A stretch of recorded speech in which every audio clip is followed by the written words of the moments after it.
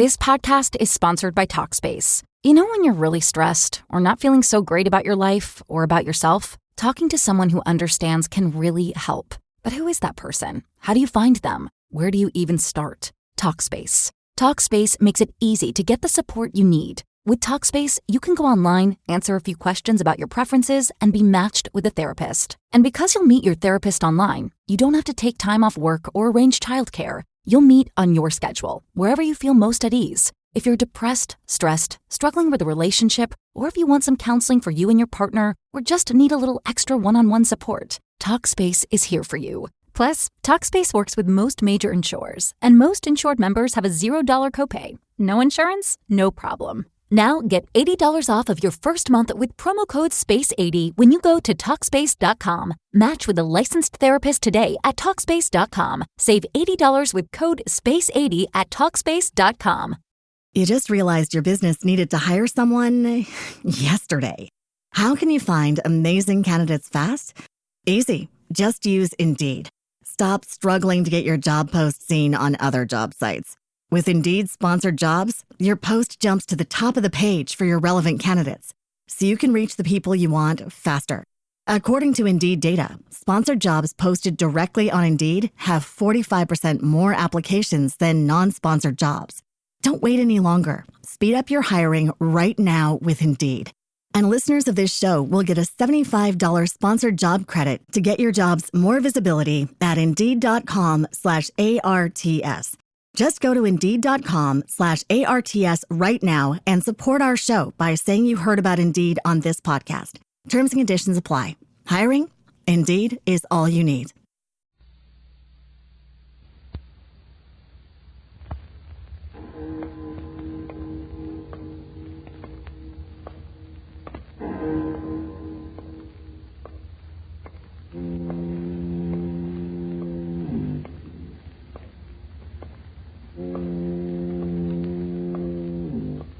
Out of the fog, out of the night, and into his American adventures comes Bulldog Drummond.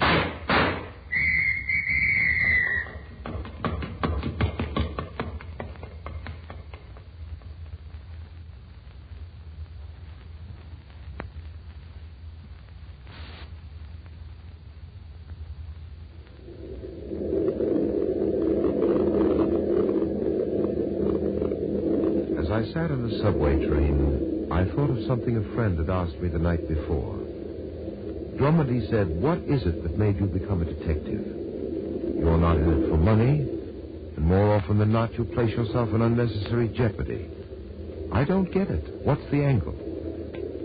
The angle, I told my friend, is the element of surprise, which turns seemingly dull situations into gripping experiences and prosaic places into areas of excitement. I suppose my answer was a bit flamboyant, but if my questioning friend had been with me on that subway trip, he would have readily seen what I meant. A subway car at 1 o'clock in the morning. A subway car just like thousands of others. This one empty, save for Denny, me, and the unkempt man who slouched in sleep across the aisle from us. Captain Drummond, just how far are you going to let this thing go? To the last stop this train makes, Denny. Heavens, sir, to the end of Brooklyn? If necessary. But as I said, sir, it could only be a practical joke. It could be. And more than likely is. It has all the elements of one. Just examine it. You get a midnight call from a strange man. He says his name is John Smith. Yes, but don't forget he said it wasn't his name. He just uses John Smith. No, yes, I know, because he can't remember who he really is. That often happens, amnesia. But what about that nonsense of his life being threatened by Jin Soo? Tin Soo, Denny. Tin Soo. Tin Soo, Jin Soo. What's the difference, sir? You tell me what or who Tin Soo is. I don't know. I told you he hung up when I asked him. Of course he did, because it's part of the game. A strange man telephones, tells you his life is in danger, and asks you to get on the first train that pulls out of the 96th Street subway station after 12:35. He says that he will contact you with the stone. The green stone. All right, the green stone. You fall for the hoax, and here we are in the middle of the night riding out to Flatbush. Now, really, Denny, sir... hold it a moment. Yes? That man who was sitting across the aisle, he's going into the other car. What about him? He's the one who called. Come on, we're following him. Oh, Captain Drummond, what is the matter with you? Didn't you notice him? He was one of those broken-down characters you see in the subway by scores. Just the same, Denny, he's our man. You're seeing things. I certainly am. This. What? Look at it. Where did you get that? When he walked by, he dropped it on the seat next to me. Why, it's a piece of jade. Yes, Denny. The green stone. Come on.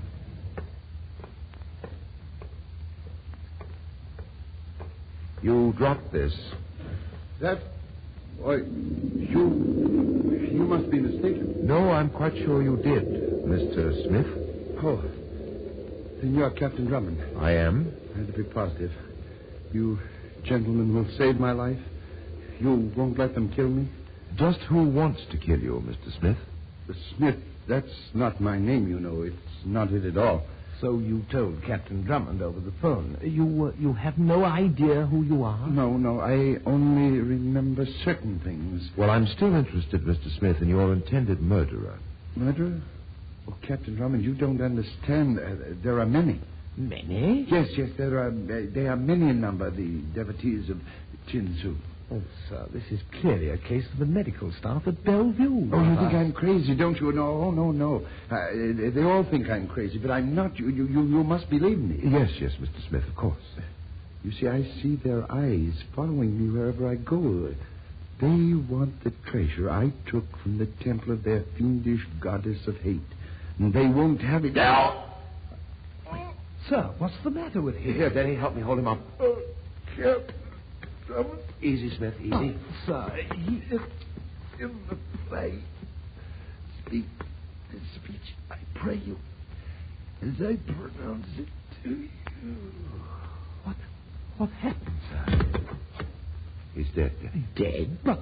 Look, this knife in his back. Oh, but this isn't possible, sir. There was no one on this platform but us three.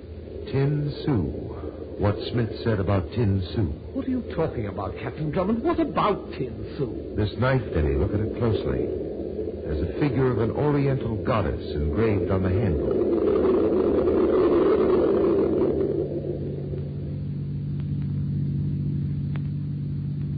I called homicide, and while Denny waited for the police, I set out to find the murderer of the man who called himself John Smith. There wasn't much to go on. There were no identifying papers in his pocket, just 68 cents in change and a circular brass tag which had on it the number 7 and the name Croft Hotel. I checked the phone directory and found that there was a Croft Hotel on the Bowery. $50, bud. Cash in advance. Hey, what? Take the sack in the second row down at the end.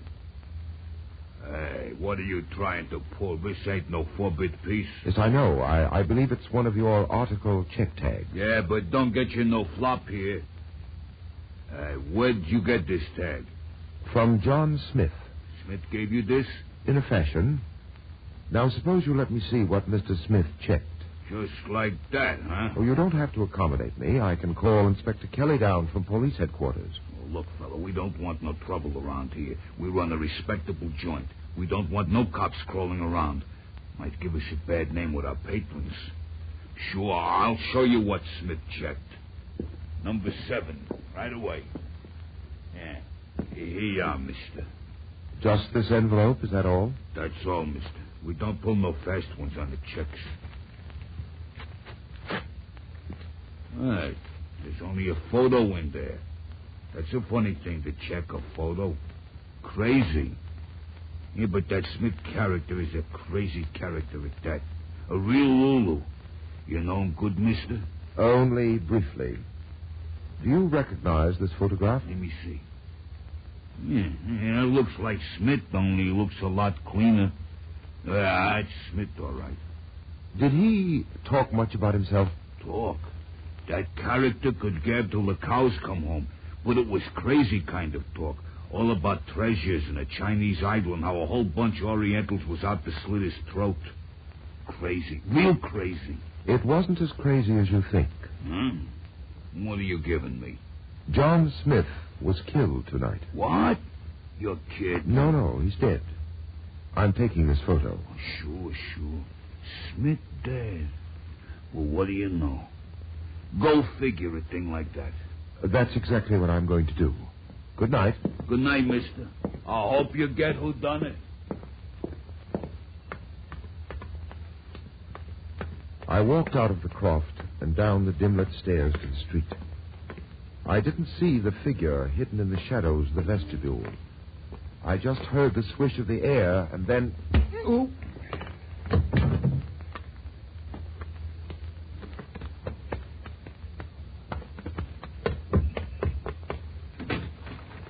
Okay, I got the photo. Let's go.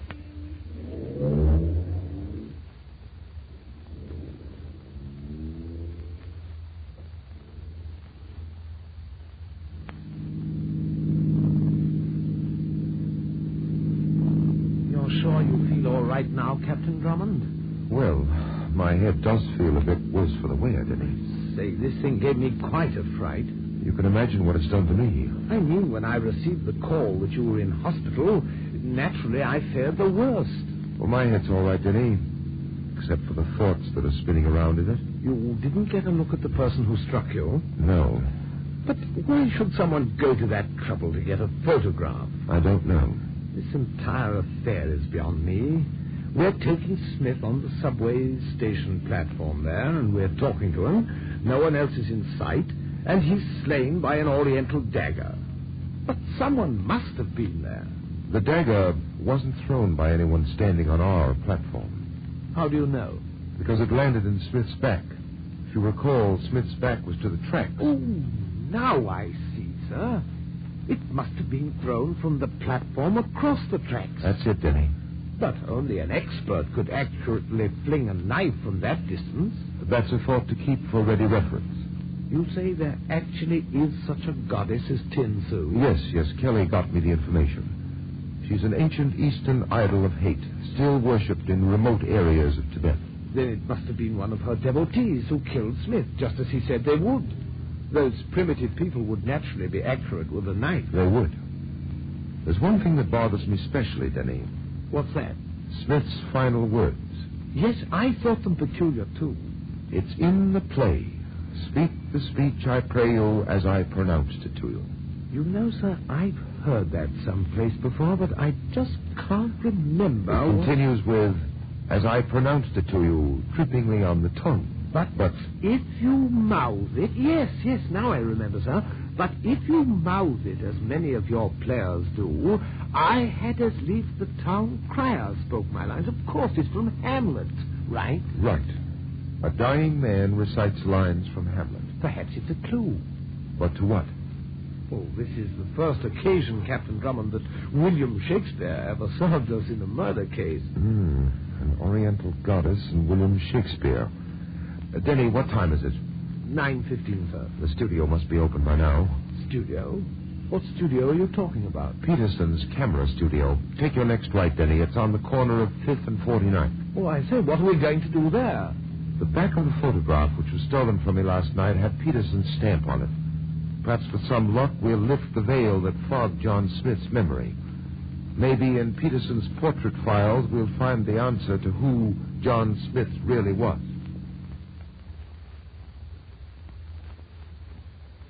Cooper, do you recognize the man in this photograph? Yes. Yes, it's Paul. And you, Mr. Stevens? Look, Drummond, what is this about? I must insist that you answer my question. Of course I recognize that photo. It's Paul Cooper, this lady's husband and my former partner. Partner? Yes, Mr. Cooper and Mr. Stevens were partners. They were in the importing business. Importing what, Mrs. Cooper? Oriental art objects. My husband and Mr. Stevens made frequent trips to the Orient. And when was the last time you saw your husband? 2 years ago, his last trip. And you've had no word from him? No word? What do you mean, Drummond? I mean, Stevens, that I saw Mr. Cooper last night. Oh, but you... I was with him on a subway platform when he was murdered. You're crazy. You don't know what you're talking about. I was with Paul Cooper on his last trip. The story was in all the papers. I went with him to Tibet. I was there when the bandits ambushed him. I saw it from the hill. I saw them kill Paul Cooper. I'll be back in a moment to continue our story.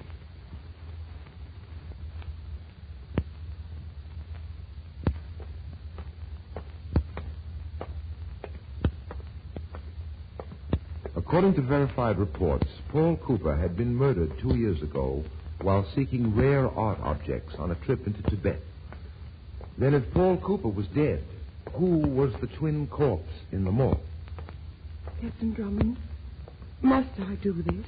Couldn't... It's necessary routine, Mrs. Cooper. You will have to view the body. All right, Denny. Yes, sir.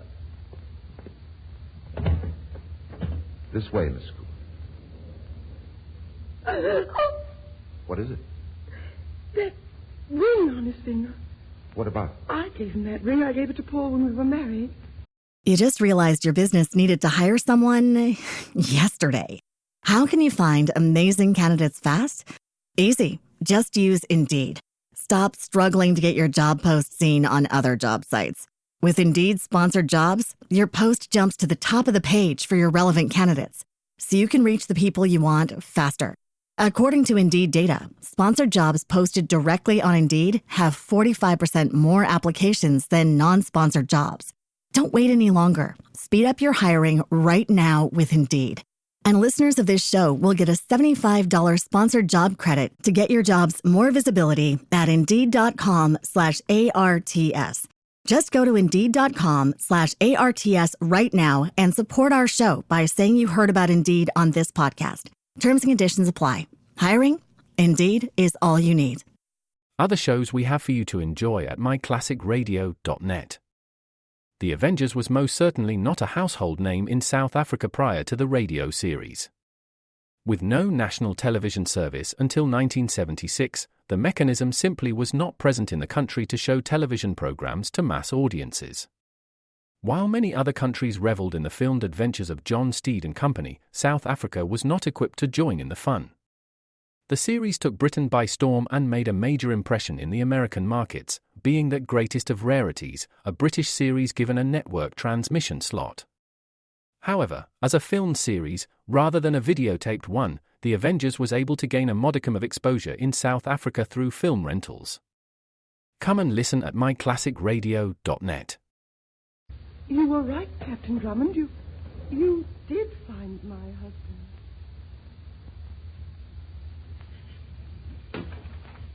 I received your message to meet you here, Denny. Yes, sir. I did as you ordered. I've been following Lawrence Stevens' every move since 2 this afternoon. He's in his house now. It's the white one across the street. Your hunch about him was well-founded. What happened? At 7 o'clock tonight, he paid a visit to the morgue. So, Mr. Stevens wanted to view the body of his late partner. I had the guard watch Stevens very closely. He did something rather peculiar. When he thought the guard's back was turned, he pulled the sheet down off the corpse's shoulders. I had an idea that Stevens would do just that. What? He had to prove something for himself. What do you mean, sir? Stevens went to the morgue to make sure that the corpse there was not the body of Paul Cooper. What? John Smith, Denny, was a stand-in for a dead man. He was hired to pose as Paul Cooper. He was acting the part of Cooper? Yes, Denny, acting is just the word. Well, sir, I admit the actor was a good double for Cooper, but it's another thing to fool a man's wife. Oh, I don't think Mrs. Cooper was fooled. She made a special point of identifying the ring on his hand. I had that ring removed. The flesh under the ring was the same color as the rest of the finger. Oh, now I see, sir. If that ring had been worn for years, the flesh underneath it would be of a different shade. You see it, Denny. And I see still more now. In all likelihood, Mrs. Cooper had an idea that Stevens had killed her husband. She's a female counterpart to Hamlet. She hired the actor to play her dead husband. That could be. Well, it's undoubtedly exactly that way.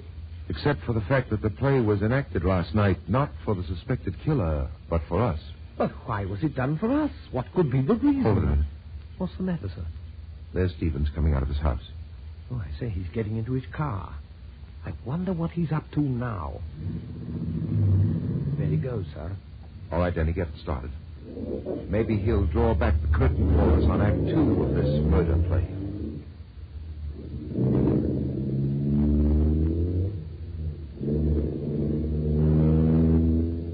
We followed Stephen's car. He was evidently in a hurry because he avoided the heavily trafficked thoroughfares. When we reached the lower end of Manhattan, we trailed him across town, and finally he came to a stop in a narrow, dim-lit street that led to the waterfront. He's getting out of his car, sir. Yes, headed for the small hotel across the street. All right, Denny, after him. Find out who he's visiting. Right, sir.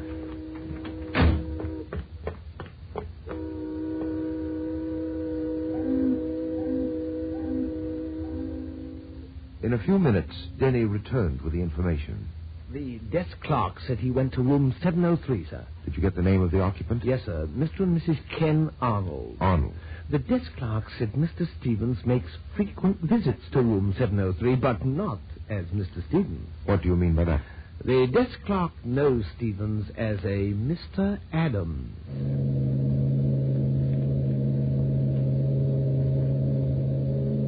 Evidently, Stevens was playing more than one game. Or perhaps it was just a different role in the same game. Time and waiting would prove which it was. So Denny and I sat in our car and waited again. It wasn't long before Stevens came out of the hotel, got into his car, and drove off. Now, sir, we'll see what his next stop is. You're taking up his trail without me, Denny. Oh, but, sir, what are you... If anything further surprising turns up, call me in room 703. I'll be there talking to the Arnolds. Now go ahead before you lose Stephen's trail.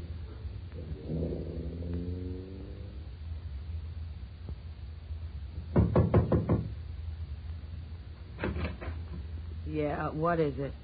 Mrs. Arnold? That's right. What do you want? I'd like to talk to your husband. Ken ain't here. May I come and wait? I don't know when he's coming back. I've lots of time, so if you don't mind... Hey, get out of here. Where do you think you're going? I told you I'm going to stay here in this room until your husband returns. Oh. What do you want with Ken? I'd rather tell it to him.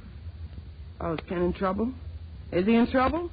You should know what kind of trouble your husband is in, Mrs. Arnold. He's in a jam, isn't he? I told him to stay away from Adams. Bad company gets you into bad habits. I knew something like this would happen. I just knew it. What's his tie-up with Adams? I don't know. If you tell me, it might help him when he comes to trial. Oh, you're a cop. Sure. I felt it the minute I saw you. As I said, Mrs. Arnold, you have a chance to help your husband. But I don't know anything. Honest, I wish I did. Don't you think I'd want to help Ken? Think I stuck with him all these years for his good looks? Good looks he ain't got. I wouldn't know. See there on the table that picture? That was taken when Ken and me was with the Carney. Could still be there if Ken listened to me. Could have been right up there on top.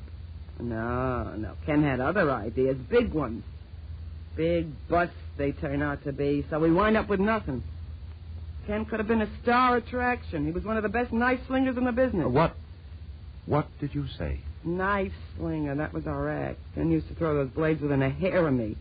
He had class, and he never muffed. Mrs. Arnold, where did your husband go tonight? If you pick him up, he'll think that I told you before you have a chance to help him. Now, Mrs. Arnold, I'm telling you that for the last time. Well, all right. I guess it's better this way. Well? He's at the Landis Turkish Bath. He goes there a couple of nights a week. Landis Bath? Yeah, it's on 13th Street. Never mind, I'll get that. Hello? Denny, sir. Yes? I followed Stevens. He parked on 13th Street and then went into a place called Landison Turkish Baths. He hasn't come out yet. What do you suggest that I do?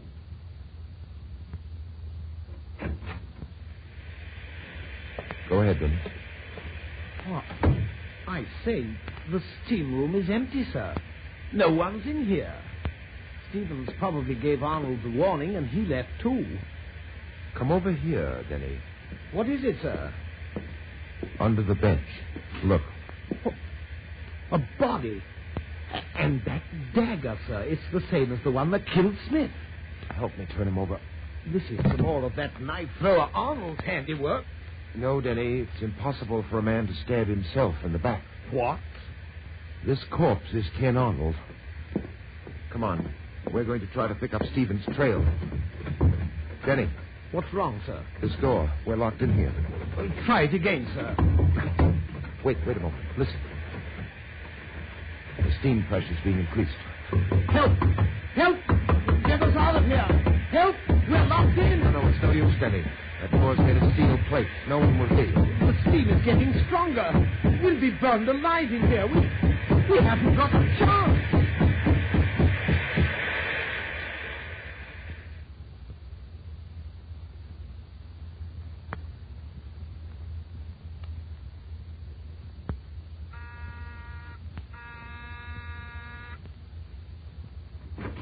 Yes, Hello, Stevens. Captain Drummond. I've been looking for you. What are you doing here?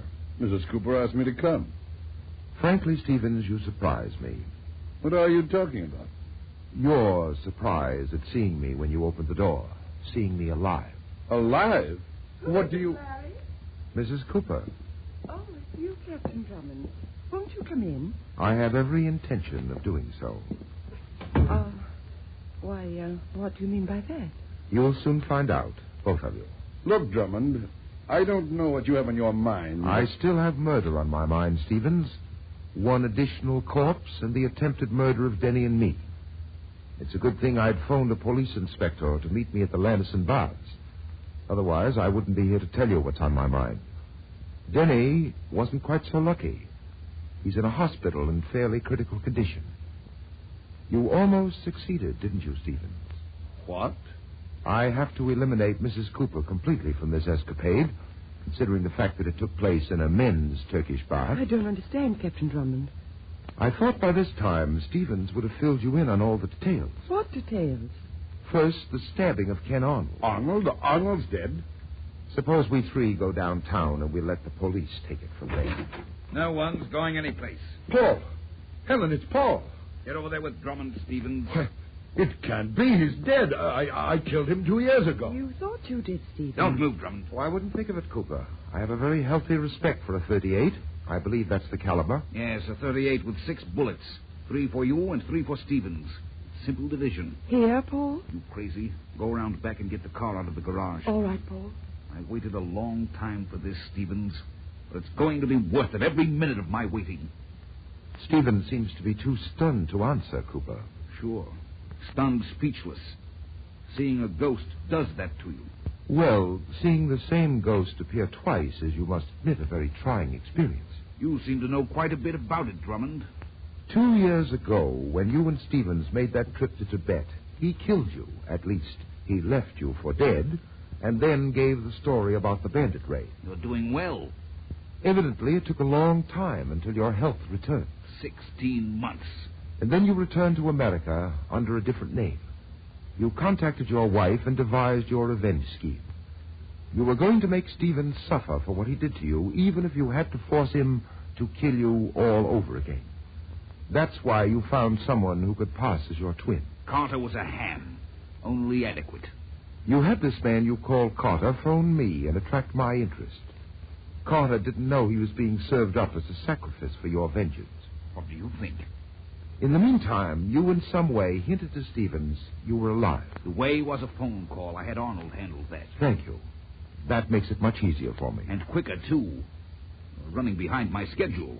You arranged it so that Stevens would hire Arnold to kill you, or rather your stand-in. Everything was set perfectly. I'd be on hand for the murder. And to make it look legitimate, you put obstacles in the way of my tracking down the killer, who, according to your scheme, was to be Stevens. A good scheme, don't you think? Much too elaborate. Shall I finish? Certainly. You found out that I was getting too close for comfort. So you saw a chance to tie all the loose ends together.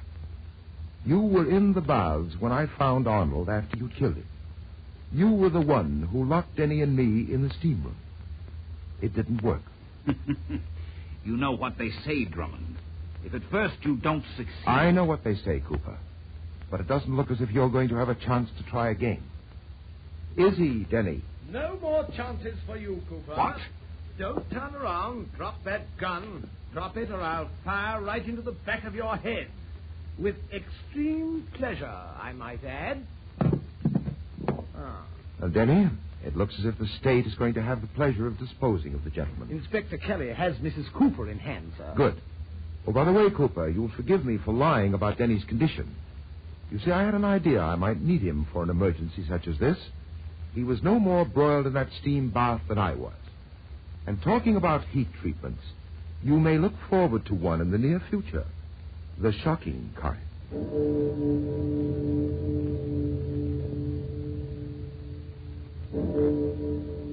I'll be back in a moment to tell you about next week's story.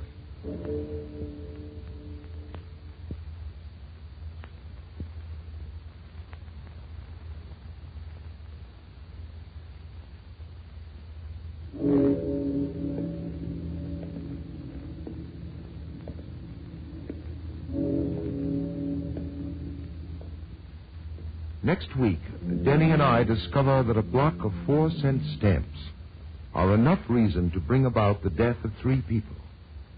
You see, these stamps are worth a mere $14,000 per set. I call this story The Album of Death. Be sure to listen, won't you?